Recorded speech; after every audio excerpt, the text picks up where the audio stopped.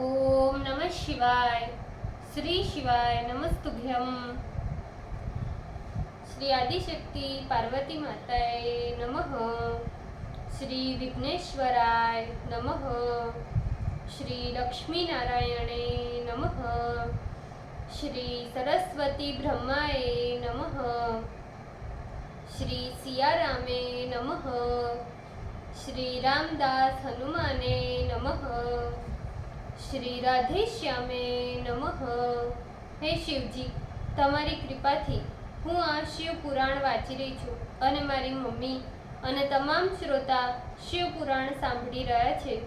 અમે બધા શિવ પુરાણનું જ્ઞાન પ્રાપ્ત કરી શકીએ એટલી શક્તિ પ્રદાન કરજો અને શિવ પુરાણનું તેજ સહી શકીએ એટલી ક્ષમતા પ્રદાન કરજો. હે વિઘ્નેશ્વર ગણપતિ બાપા, તમે શિવ પુરાણના વંચનમાં આવતા તમામ વિઘ્ન હરજો. હે કૃષ્ણ મનોહારિણી રાધાજી, હે શ્યામ સુંદર, હે સિયારામજી, હે રામદાસ હનુમાનજી, તમે શિવ પુરાણ સાંભળવા જરૂર પધારજો અને મારા હૃદયમાં સ્થાન ગ્રહણ કરજો. ઓમ નમઃ શિવાય. શ્રી શિવાય નમસ્તુભ્યમ.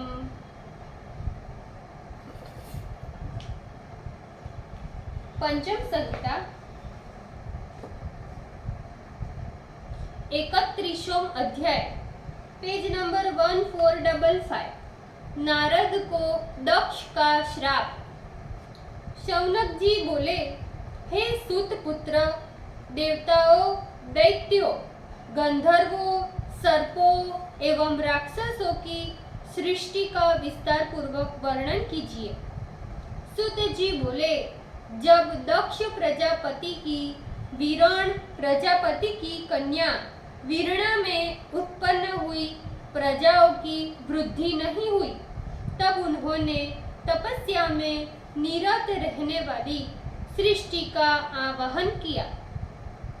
हे महाप्राज्ञ, फिर मैथुन धर्म से दक्ष ने जिस प्रकार अनेक प्रजाओं की सृष्टि की उसे सुनो. मैं संक्षेप में वर्णन करता हूँ. सर्वप्रथम दक्ष प्रजापति के वीरणी में 5 सहस्त्र पुत्रों को उत्पन्न किया.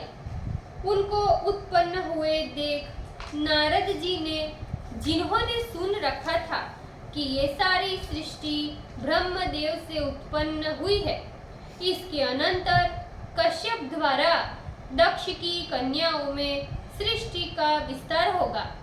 उन्होंने प्रजा सृष्टि की इच्छा करने वाले उन दक्ष पुत्रों से कहा. नारद जी बोले, तुम लोग अभी नीरे बालक हो. पृथ्वी का विस्तार बिना जाने भला किस प्रकार सृष्टि करोगे? इसीलिए सर्वप्रथम पृथ्वी की दिशाओं का पता लगाओ, फिर ही सृष्टि करना. नारद जी की बात सुनकर वे सभी पृथ्वी का पता लगाने के लिए चले गए और फिर लौटकर अपने पिता के पास गए नहीं. तुम लोग पृथ्वी का प्रमाण नहीं जानते, फिर किस प्रकार सृष्टि कर सकते हो? ऐसा विचार कर दक्ष प्रजापति को पुनः 500 पुत्रों को उत्पन्न करना पड़ा. तब यह देख भविष्य दृष्टा नारद ने फिर से उनसे कहा. नारद जी बोले, तुम लोग पृथ्वी का प्रमाण नहीं जानते, फिर किस प्रकार सृष्टि करोगे? निश्चय ही तुम लोग भी नीरे बालक हो, अतः किस प्रकार तुम लोग सृष्टि करने में समर्थ हो पाओगे? सूत जी बोले, नारद जी की बात सुनकर वे सभी दक्ष पुत्र सुबलाश्व भी हर्यश्वों की तरह ही दिशाओं का पता लगाने के लिए चले गए, किंतु अनंत पृथ्वी का पता लगाने में असमर्थ हो आज तक नहीं लौटे. जिस प्रकार समुद्र को प्राप्त कर नदियां पुनः वापस नहीं जाती, हे मुने, उसी समय से कोई भी भाई अपने भाई की खोज के लिए नहीं जाता. यदि चला भी जाए तो नष्ट हो जाता है. ऐसा सोचकर बुद्धिमानों को भाई की खोज में प्रवृत्त नहीं होना चाहिए. तदंतर अपने सभी पुत्रों को नष्ट हुआ जान दक्ष प्रजापति ने महात्मा नारद को श्राप दे दिया।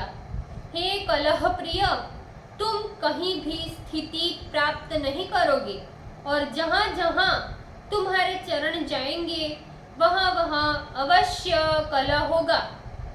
ब्रह्मा ने दक्ष प्रजापति को शांत किया।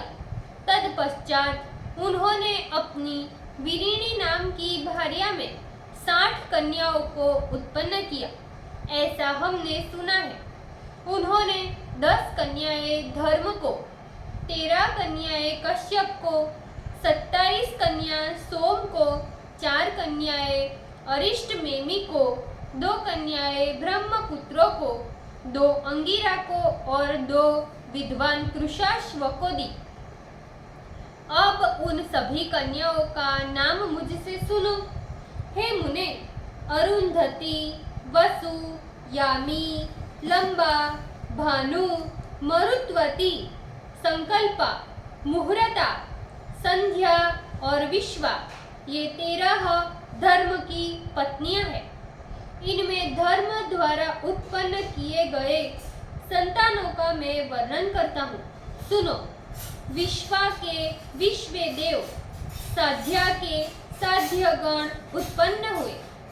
मरुत्वती में मरुत्वान, वसु में अष्टवसु, भानु से 12 भानु और मुहूर्ता में मुहूर्तर्ज उत्पन्न हुए। लंबा से घोष, यामिजा से नागवीठी एवं पृथ्वी के सारे विषय अरुंधति में उत्पन्न हुए।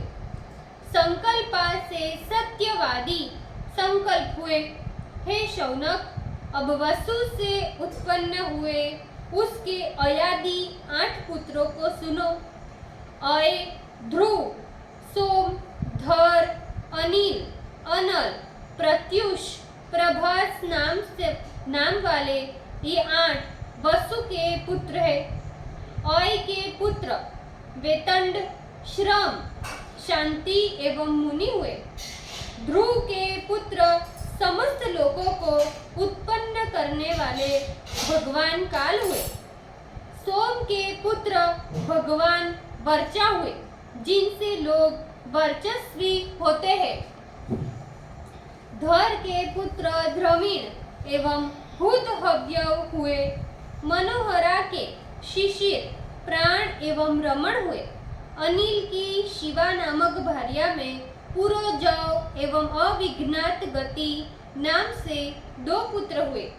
अग्नि के पुत्र कुमार हुए, जो श्री युक्त सरकंडों के वन में उत्पन्न हुए। उन कुमार के शाख, विशाख एवं सबसे छोटे नेगमेय हुए। कृतिकाओं से कार्तिकेय हुए। प्रत्युष के पुत्र देवल नाम के ऋषि हुए। उन देवल ऋषि के भी महाबुद्धिमान संतानशील 2 पुत्र हुए। ब्रह्मचारिणी, पतिव्रता, योगी सिद्धा, जो योग के प्रभाव से सारे संसार में भ्रमण करने वाली थी, ऐसी बृहस्पति की भगिनी 8वें वसु प्रभास की स्त्री हुई। हे महाभाग, उसी प्रभास की स्त्री ने विश्वकर्मा प्रजापति नामक पुत्र उत्पन्न किया। यह विश्वकर्मा सहस्त्र शिल्प शास्त्र के कर्ता है। देवताओं के कारीगर एवं सभी प्रकार के आभूषणों के निर्माता, शिल्पमानों में सर्वश्रेष्ठ हुए। इन्होंने ही देवताओं के समस्त विमानों का निर्माण किया है। इन महात्मा के शिल्प द्वारा आज भी सारे मनुष्य जीविका प्राप्त करते हैं। अब दूसरा मत कहते हैं, रैवत, अज, भव, भीम, वाम, उग्र, वृषाकपि, अजेकपाद, अहिरबंध्यु, बहुरु, महान एवं अन्य करोड़ों रुद्र स्वरूपा में उत्पन्न हुए, जिनमें 11 रुद्र मुख्य है। हे शौनक जी, उनके नामों को सुनिए। अजेकपाद, अहिबृंध्यन्य, त्वष्टा, बलशाली रुद्र, हर, बहुरूप, अजय, त्रयंबक, वृषाकपि, शंभु, कपर्दिक एवं रैवत, ये 11 रुद्र उन असंख्यात रुद्रों में प्रधान है। इस प्रकार समस्त तेजस्वी रुद्रों में भी और भी सैकड़ों रुद्र प्रधान हैं। हे मुनिगणों, अब कश्यप की पत्नियों का नाम सुनो। ओम नमः शिवाय। श्री शिवाय नमस्तुभ्यम। भूल चूक माफ करजो, शिवजी कृपा रखजो। આજના શિવપુરાણના વંચનનો પુણ્ય મને પ્રદાન કરજો શિવજી। ઓમ નમઃ શિવાય।